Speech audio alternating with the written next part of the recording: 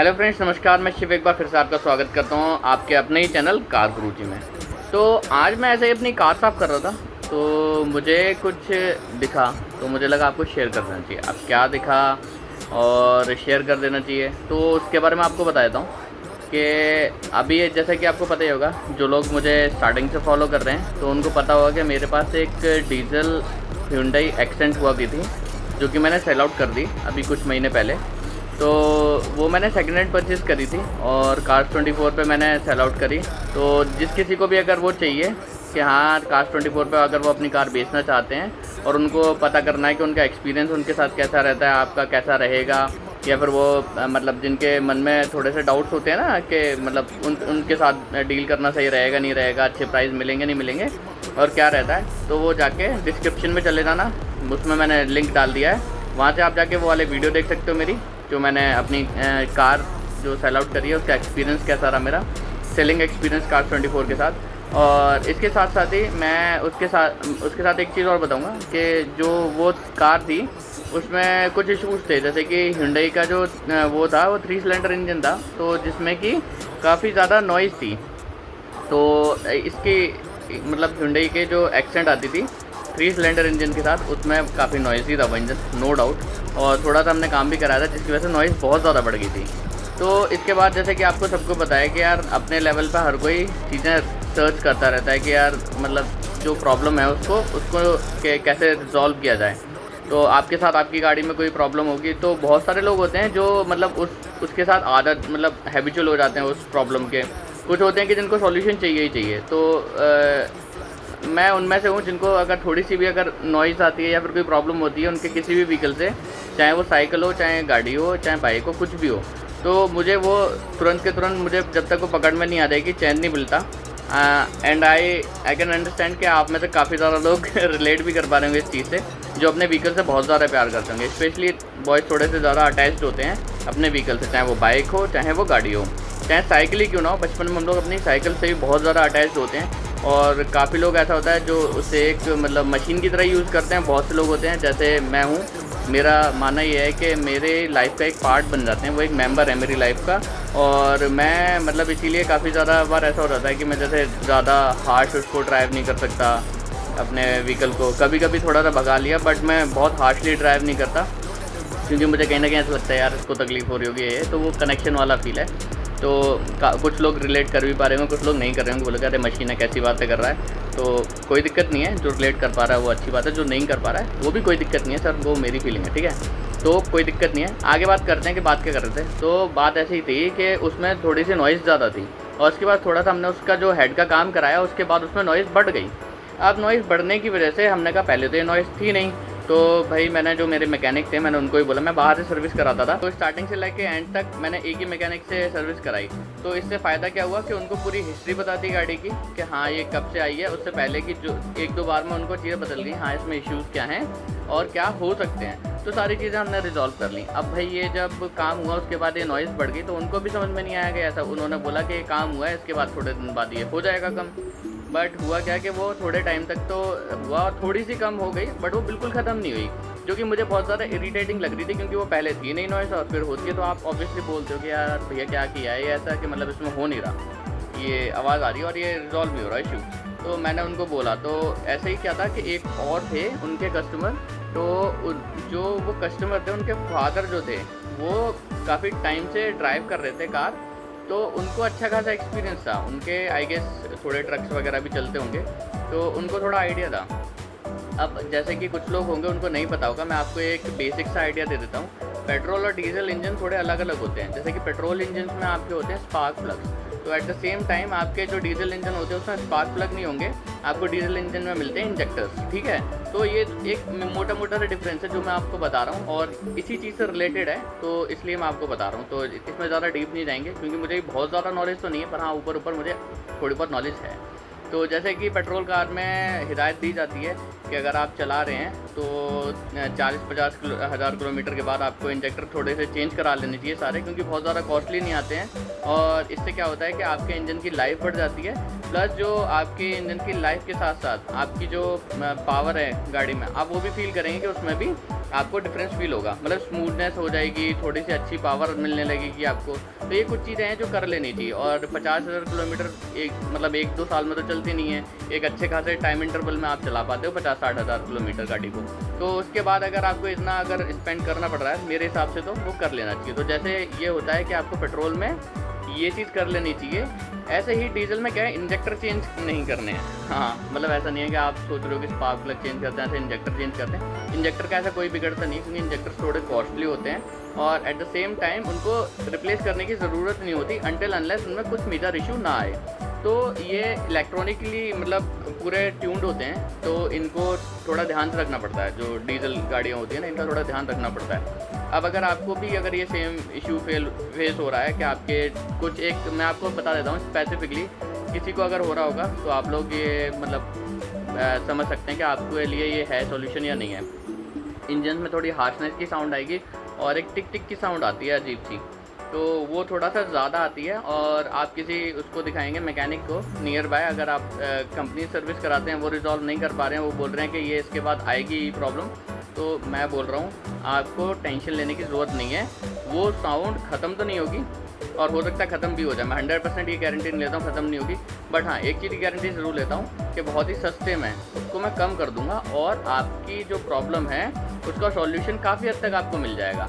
ठीक है, क्योंकि ये मेरा पर्सनल एक्सपीरियंस है और ट्राइड एंड टेस्टेड है, और इसमें ऐसा कुछ नहीं है कि आपको कोई प्रॉब्लम होने वाली है। अगर आपको फ़ायदा नहीं होगा तो नुकसान ही नहीं होगा, और आपको किसी मैकेनिक के पास नहीं जाना और किसी को कुछ नहीं करना। आप ये मतलब DIY है, डू इट योरसेल्फ। ठीक है, तो उसमें हुआ क्या कि हमने किया, तो उन अंकल ने क्या किया, उनकी गाड़ी में भी थोड़ा बहुत काम हुआ होगा या जो भी होगा, इंजन का काम हुआ था आई गेस उनकी गाड़ी में, तो उनकी गाड़ी में आने लगी ये आवाज़।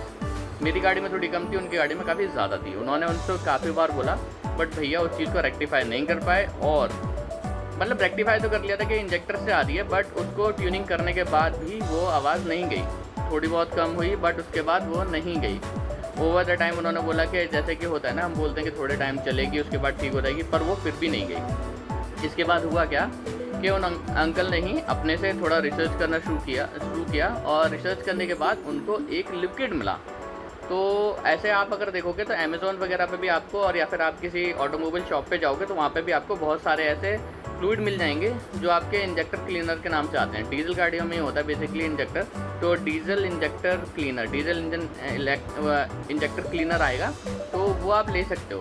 तो इसमें जो मैं आपको बताऊंगा वो देखिए, महंगे ऐसे भी हैं जो बहुत ज़्यादा महंगे भी हैं, 1000 तक जाते हैं, और कुछ ऐसे भी हैं जो सस्ते भी हैं। तो एक हमारे पास था, वो ना बिल्कुल सस्ता था, मतलब वो सस्ते में ही आएगा और ना महंगा था, बट उसके रिजल्ट्स मुझे बहुत अच्छे लगे, क्योंकि मैंने पर्टिकुलर उसी ब्रांड को यूज़ किया, तो मैं उसे ही रेकमेंड करूँगा।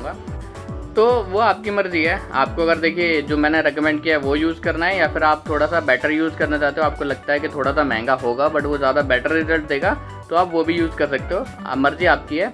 बट जो ट्राइड एंड टेस्टेड है मेरे एंड से, वो मैं स्क्रीन पर आपको दिखा देता हूँ। तो ये जो आपको स्क्रीन पर दिख रहा है, ये मैंने यूज़ किया था, एंड ट्रस्ट मी गाइज, इसका रिज़ल्ट काफ़ी अच्छा था।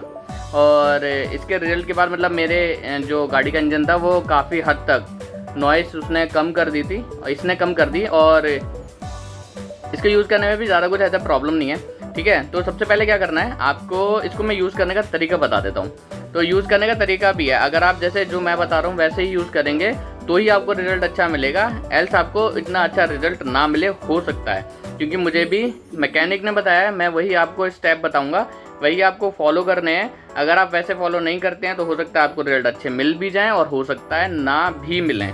फिर अगर आप मुझे आगे फिर बोलेंगे कि यार देखो, कमेंट में आगे बोलोगे यार क्या फर्जी चीज़ बता दी, इसका तो कोई असर ही नहीं हुआ, या ऐसा हुआ वैसा हुआ, प्रॉब्लम हो गई, तो मैं आपको सीधी सी चीज़ बता देता हूँ कि इसको यूज़ करने के तरीके हैं। आफ्टर ऑल है तो ये केमिकल ही, तो आपके इंजेक्टर्स में जितनी भी गंदगी फंसी होगी, डर्ट वगैरह फंसी होगी, ये उसको काट देगा। तो केमिकल है, तो इसको यूज़ करने के तरीके हैं, आप अगर उसी को फॉलो करेंगे तो ज़्यादा बेटर रिजल्ट मिलेंगे आपको, और हो सकता है कि प्रॉब्लम मतलब आपकी बिल्कुल ही रिजॉल्व हो जाए। ठीक है, तो अच्छे रिजल्ट का बहुत अच्छे रिजल्ट भी मिल सकते हैं। तो इसको यूज़ करने का तरीका ऐसा है कि सबसे पहले आपको जो करना है कि आपकी जो गाड़ी का टैंक है, जहाँ पे आप पेट्रोल नहीं डीजल डलवाते हैं, तो सिर्फ डीजल गाड़ियों के लिए मैं एक बार फिर से आपको याद दिला देता हूँ, सिर्फ डीजल गाड़ियों के लिए हैं जिनमें इंजेक्टर होते हैं। तो ये इंजेक्टर क्लीनर है, तो ये उसी में डालना है। तो जो डीजल टैंक है आपका, उसको आपको पहले तो रखना है 1/4 पे। तो 1/4 के आसपास आपका मतलब जो उसमें डीजल होना चाहिए टैंक में।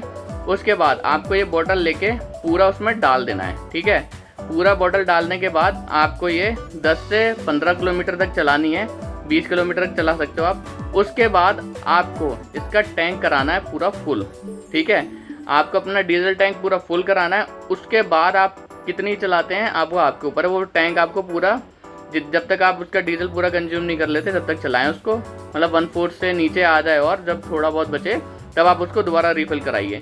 और उस टैंक को जब आप यूज़ कर रहे होंगे आप देखेंगे उस टाइम ड्यूरेशन में आपके इंजन में जो नॉइस है, मतलब जो बोलते हैं ना अनवांटेड नॉइस आ रही होगी आपके इंजन से, वो रिड्यूस हो जाएगी। और आपके उसमें नहीं भी आ रही हो ना तब भी आप यूज़ करके देखना, स्मूथनेस बढ़ जाएगी आपके इंजन की, ठीक है। तो Hyundai की जिनके पास कार है, एक्सेंट जिनके पास है डीजल में, या फिर ग्रैंड i10 है डीजल में, वो ज़रूर इसको यूज़ करके देख लेना भाई। अगर रिजल्ट ना मिले ना तो कमेंट में आके बता देना आप। मैंने यूज़ किया यार, मतलब बहुत ही ज़्यादा मतलब इफ़ेक्टिव है ये। मेरे इन गाड़ी के इंजन की नॉइस मतलब 85 to 90% तक रिड्यूस हो गई थी। इतनी बता रहा हूँ मैं, 85 to 90% तक रिड्यूस हो गई थी। पहले बहुत ज़्यादा आवाज़ कर रही थी वो, और फिर इतनी रिड्यूस हो गई थी। और उसके बाद धीरे धीरे मैंने थोड़ा टाइम यूज़ किया, मैंने इसके 2 बोतल यूज़ किए थे, ठीक है। एक टैंक चलाया, फिर उसके बाद थोड़े टाइम चलाया, उसके बाद फिर मैंने 2-3 महीने बाद फिर एक बॉटल ली, फिर उसको सेम प्रोसेस यूज़ किया, 1/4 टैंक में पूरा डाल दिया, फिर 10-15 किलोमीटर 20 किलोमीटर चलाई, उसके बाद फिर टैंक फुल कराया, फिर यूज़ किया। तो ऐसे मैंने फ्रिक्वेंटली 2 बार ऐसा यूज़ किया 3 से 4 महीने के अंदर, और मेरी गाड़ी का इंजन का नॉइस जो है वो काफ़ी ज़्यादा रिड्यूस हो गया। तो अगर आपको भी ऐसे रिजल्ट चाहिए और बेस्ट रिजल्ट चाहिए तो ऐसे ही यूज़ करना है इसको। और ये मत कर लेना यार कि 1/4 में आपने डलवा लिया और उसको पूरा ही कंज्यूम कर लिया, ठीक है। फिर मत बोलना आप देखो, क्योंकि ये केमिकल है, गंदगी काट रहा है, गंदगी काटने के बाद ये कुछ हार्म भी कर सकता है। तो आपको फ्यूल ज़रूर डलवा लेना है। उसके बाद आप ये हो कर सकते हैं 10 किलोमीटर मैं बोलूँगा आप डलवाओ, क्योंकि 10 के बाद आपको हो सकता है पेट्रोल पंप मिल जाए तुरंत ही, तो 10 के बाद भी डलवा सकते हो। बट ऐसा मत करो कि 10 से 15 चला जाए और 20 चला जाए, वो ठीक है। पर आप 30, 40, 50 किलोमीटर चले गए हो और फिर आप बोल रहे हो अरे याद ही नहीं रहा डीजल डलवाना था, ऐसा मत करना। आप यही करना कि 10 किलोमीटर के बाद आप फ्यूल स्टेशन देखना और जहाँ मिल जाए वहीं टैंक फुल करा लेना और फिर चलाना। आप देखना कितने बेटर रिजल्ट मिलते हैं आपको। तो आज के लिए इतना ही रखते हैं इस वीडियो में। जो ट्राई करे, जिसको प्रॉब्लम हो वो कमेंट करके बताना कि आज क्या प्रॉब्लम है, और इंजन की नॉइस अपनी रिकॉर्ड कर लेना आज, और इसको यूज़ करने के बाद फिर रिकॉर्ड करना। आप डिफरेंस खुद देखोगे। और किसी को भेजना हो तो मुझे कमेंट करके बताना, मैं अपनी मेल आईडी दूंगा, मुझे वीडियो भेजना जिसको हो। अगर जिसको लगे हुआ है फ़ायदा तो मुझे बताना, उसका मैं वीडियो बना के डाल दूंगा। तो अपनी गाड़ी का तो मैं ऐसे रिव्यू बना नहीं पाया था, बट हाँ अगर जिसको फ़ायदा हो वो रिकॉर्ड ज़रूर कर लेना। अगर आप चाहते हो तो आप मुझे शेयर भी कर सकते हो, उसके बाद फिर मैं इसका एक वीडियो बना के डाल दूँगा। और अगर नहीं भी डाल रहे हो वो कोई दिक्कत नहीं है, बट आप कमेंट करके ज़रूर बताना किसी को अगर फ़ायदा हो तो, ठीक है। तो आप इसको ट्राई कर सकते हो, और इसका लिंक अगर आप चाहते हो तो मैं आपको लिंक भी दे दूँगा डिस्क्रिप्शन में इस प्रोडक्ट का, आप वहाँ से जाके परचेज़ कर सकते हो। तो चलिए मिलते हैं किसी अगले वीडियो में ऐसी कुछ इन्फॉर्मेशन के साथ जिसमें आपका कुछ मतलब फ़ायदा हो सके और आप अपनी कार को अच्छे तरीके से मेंटेन कर सकें।